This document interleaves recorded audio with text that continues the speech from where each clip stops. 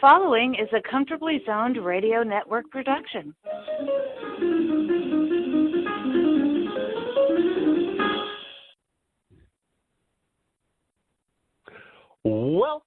Welcome to the program called Ask Claire along the Comfortably Zoned Radio Network, a program where we talk about many things. I'm your regular weekly host, Claire Hall, and always a delight when semi-regular co-host Gabriel Schechter is able to join me. And Gabriel, how are you today, my friend? I'm fine. It's almost blue skies here in Salem. And yeah. It is a nice sunny day here on the Oregon coast. Well, today, to get to business, I guess you could call this, although we didn't necessarily plot it out this way, the third and concluding chapter in a trilogy we've done over several weeks. At first, we talked about cheating in baseball. Episode number 2 focused on gambling in baseball. And episode number 3 is going to be about gambling at the Baseball Hall of Fame. Yes, it's true. We're going to let you know that august institution, the repository of the game's history and lore, has in fact had its own complicated and quirky history with gambling. And Gabriel, since this is your story, I'm going to just kind of let you carry it from here. I might peep in with a trenchant observation at times, but the lead reins are yours, sir. Take it away. Thank you. You have officially gotten me started. This is sort of a 3-part story, and the first part came in 1991. I went to Cooperstown to do research, and I set a record at the Hall of Fame for the longest continuous research visit. I was there exactly 1 year, from the start of April in 1991 to the start of April in 92. I spent the first 6 months doing research for the latest novel that I was going to write based on Victory Faust. Mm-hmm. And I didn't want to spend the winter there, but someone hired me to do research for his book, and I wound up spending the winter there, during which I tried to write this novel and dead-ended and started looking into the real Victory Faust and discovered that the true story was far better, more moving and funnier than what I was trying to invent. That set me on the trail of eventually writing a book about Victory Faust himself. So, here's the story. In 1991, the library at the Hall of Fame was in a separate building. The current library, which is connected to the museum, opened in 1994. So when I went there, it was very informal, loosely run, and a small staff. I think 7 people worked in the library. And I very soon became part of that family. I was there from 9 to 5 every day. Once in a while, I was out of town. And to give you an idea of how strong that family sense is at the Hall of Fame, and B, how oddly I became part of it, here's an idea. That summer, I was invited to the staff July 4th picnic. Occasionally, they would have a staff meeting. And I'm talking about after I'd been there for 6, 8 months. They would have a staff meeting, and I was given permission to answer the phone and field research questions or take messages. Yeah, and again, to emphasize, you're not on staff at that point. You're a regular president, but you're a researcher. I was just a research visitor like anybody else, except I just stayed. Yeah. They would, after a while, I was allowed to retrieve my own files It was one big room. It was one big room then with a big kind of a rectangular group of tables, so you never knew who'd be sitting across the table from you. That's how I met Bob Davids, the founder of Sabre. He was sitting across from me one day, and I saw something neat, share it with the guy in front of you, and I shared it with him, and he said something nice, and away we went. Anyway, the files and everything were in that same big room. So when I needed it, yeah, just go get it. Wow. That winter, they moved the library to the old movie theater downtown, about a block and a half away. I helped with the move. I helped pack. I helped unpack, carry cartons in to their new location. I mean, I was everything but staff. Okay, that was 1991. Jump ahead to 1993. And at the time, there were two researchers in the library, Bill Dean and a guy named Gary. And that summer, or spring, I guess, they got the authorization to hire a third researcher. So I'd become friends with Bill Dean, and Bill urged me to apply, which I did. And that June, I went to the Cooperstown Symposium, the annual symposium, and I gave a paper on Victory Faust.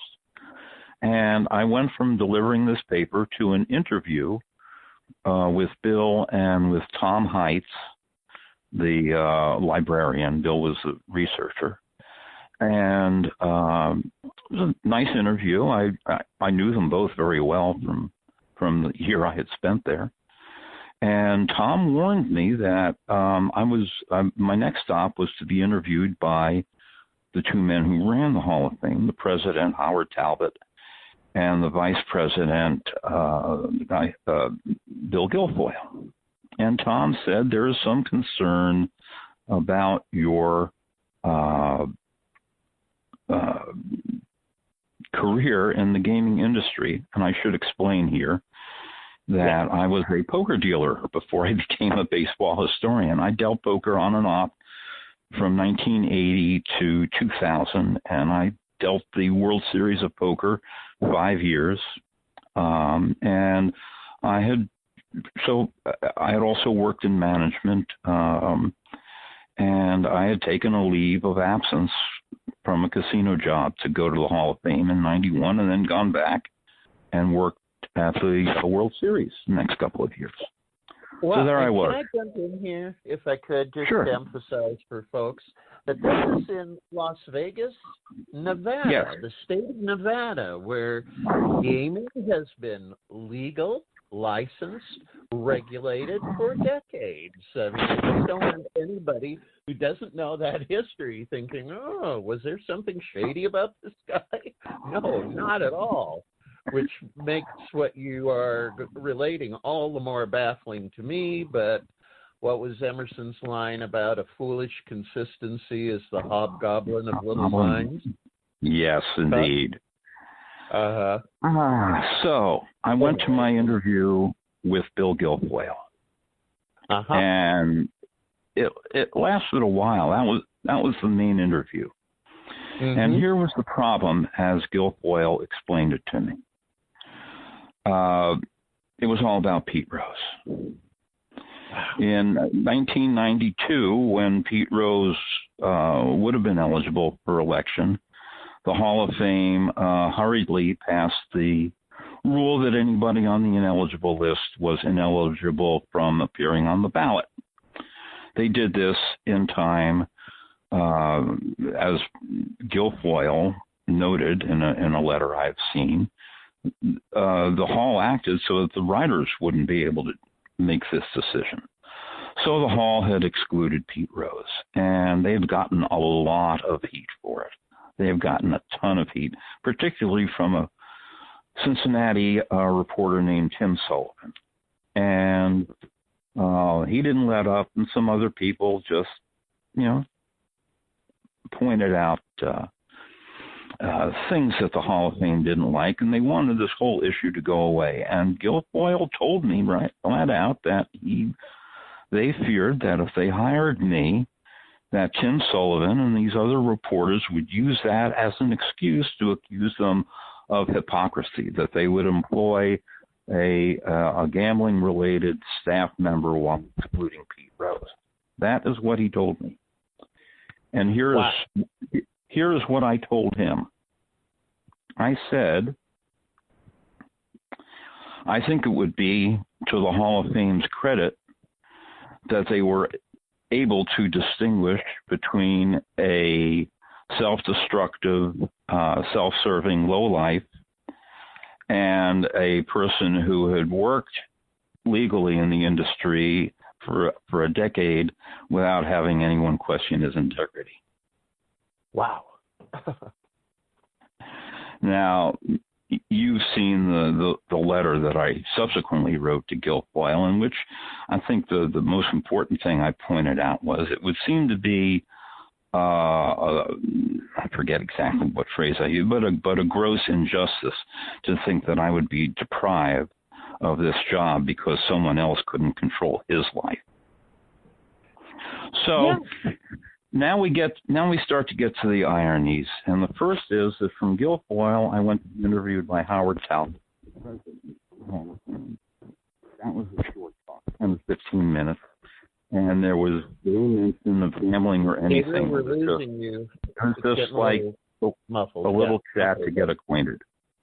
And fine. As I got up to leave, he actually said, well, maybe you'll teach me to play poker sometime. Seriously. Seriously. One of the hallmarks of the Hall of Fame administration is their short-term short-sightedness. Mm-hmm. They will do something to deal with the problem today without much thought of its implications. A good example of that came when Dale Petrosky uninvited Tim Robbins from a celebration of Bull Durham because Robbins made some political comments that Petrosky didn't like. Anyway, to get back to 1993. So I had these interviews. I went back to Las Vegas. And Tom Heiss, the librarian, went to Bill and Gary and said, well, we have 3 clear top candidates for this job. These are the 3. We want you to vote for which one you would prefer to be hired, and it will help if you don't choose Mr. Schechter. So okay. Bill and Gary went off to their respective corners and filled out their sheets, and they both wanted me. They knew me. They didn't know the other 2 guys, and who I might add were both more qualified than I was. So Tom Heiss told him, well, that's fine, but it might be a while before that happens. Well, 2 or 3 weeks later, Gary died, and about the same time, one of the other top candidates withdrew. He got a better job. And so now, if you're keeping score at home, we have 2 openings and 2 clear candidates. That would seem to be a no-brainer. Seem to be, but this is the Hall of Fame we're talking about, right? So what do you think they did? Punt it? They didn't hire either one of us. Yeah, exactly. They left Bill Dean there on his own, and at the start of 1994, when Bill got fired, they didn't hire anybody to replace him, and the thing was staffed by interns for a year, and they lost a lot of their prestige.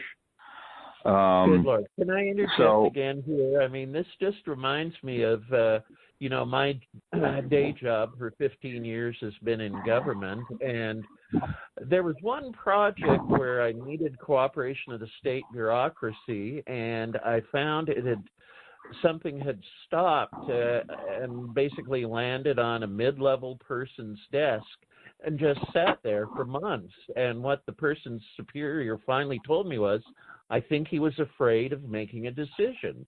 He knew that there would be negative pushback no matter what he did, so he just said, maybe I'll do nothing and hope it goes away. So, exactly. That same principle was in operation here, and added to it was the fact that both Guilfoyle and Talbot planned to retire in 94, 95. Okay. And so they simply put the whole thing off, wait till the new library opens. Then when they had to replace the people running the library, wait till those people are in place, and then maybe we'll hire some research. And by that time it was 5 years later. Okay.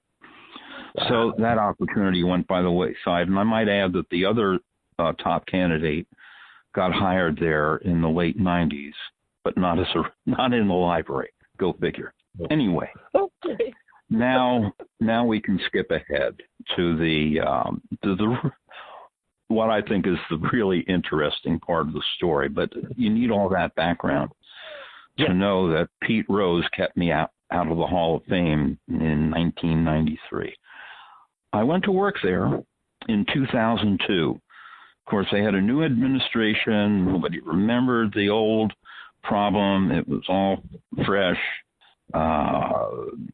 And I got hired for the job that I was denied earlier, researcher in the library.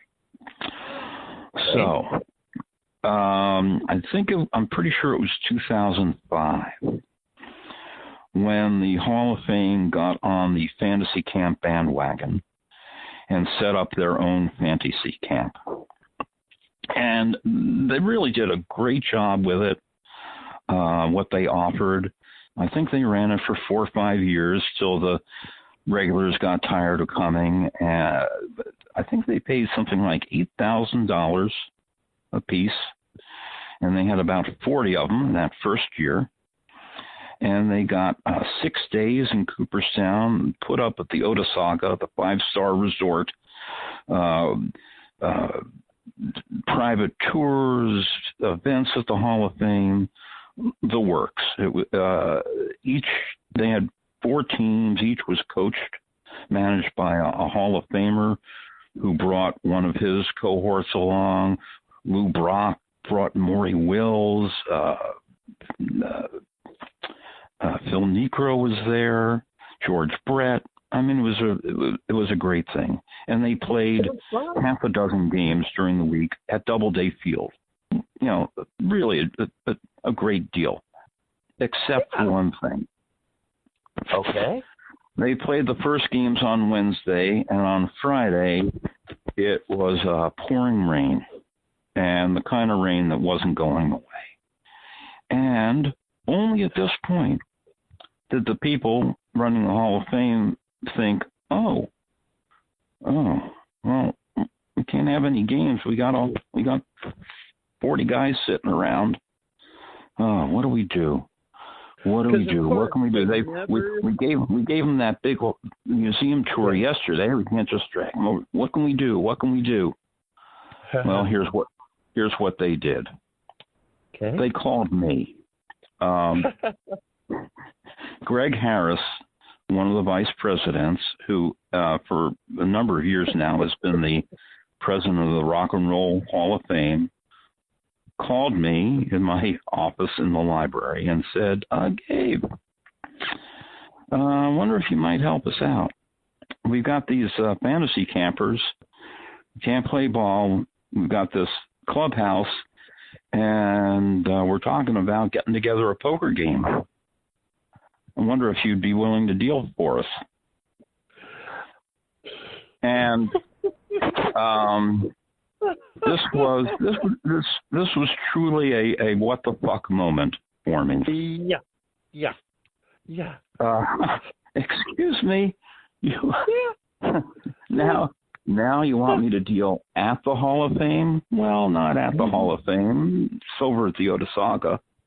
But and I under said, the auspices of the Hall of Fame? That's what I said. I said, they're gambling at the Otesaga? And he said, no, they're not gambling. They're putting up $20 a piece, but it's going for charity. And we talked a little bit more, and I wound up going over there and spending the afternoon. It was a Friday afternoon, and believe it or not, it went so well, they asked me to come in on my day off that weekend and deal some more. So here's what they were doing.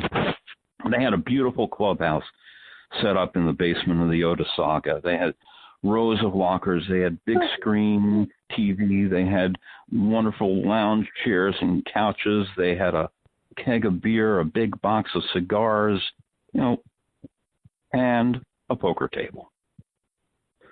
So we did what are called one table freeze outs. Everybody starts with the same number of chips. You play no limit hold'em. When you run out of chips, you're done. You play till somebody has all the chips.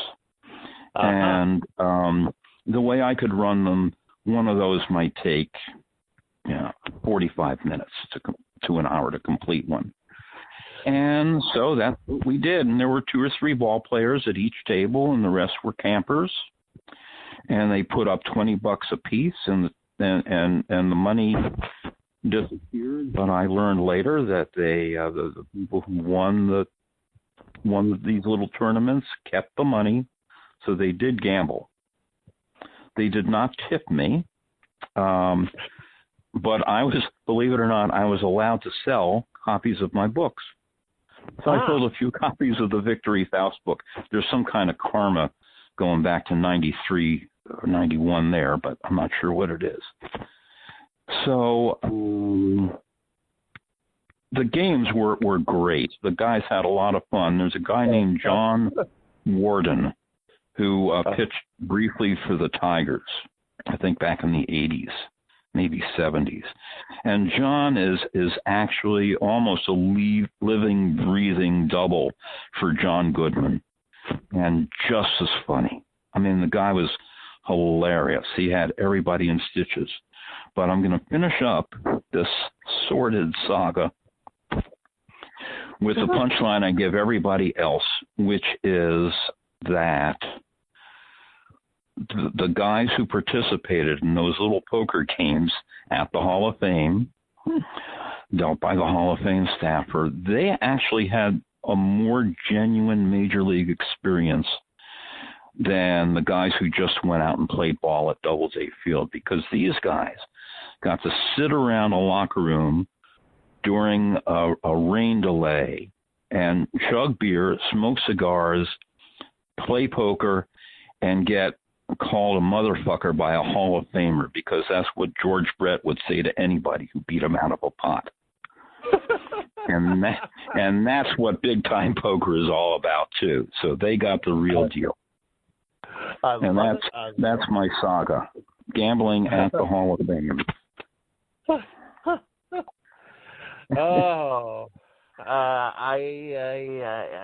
I don't know if I could add anything to this. I don't know if I should add anything to it. But I mean, what a lesson on not only hypocrisy at this revered institution, but certainly I think throughout society as well. And just when you think you've heard or seen it all, life surprises you, doesn't it, my friend? Mm-hmm. Baseball is now being sued by some fantasy players because MLB went ahead and formed an official partnership with this fantasy baseball thing. So they are now in cahoots in the gambling thing.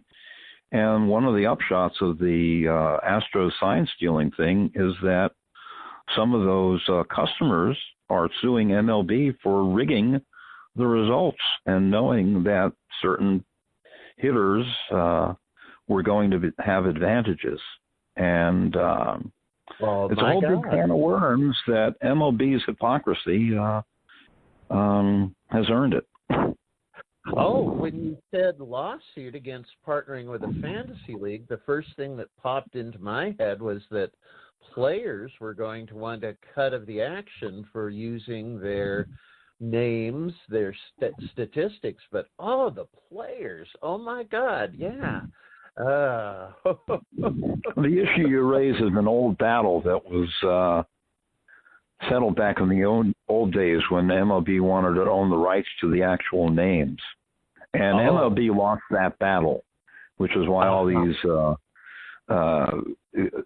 online fantasy leagues have thrived until finally MLB decided they couldn't beat them, so they joined them.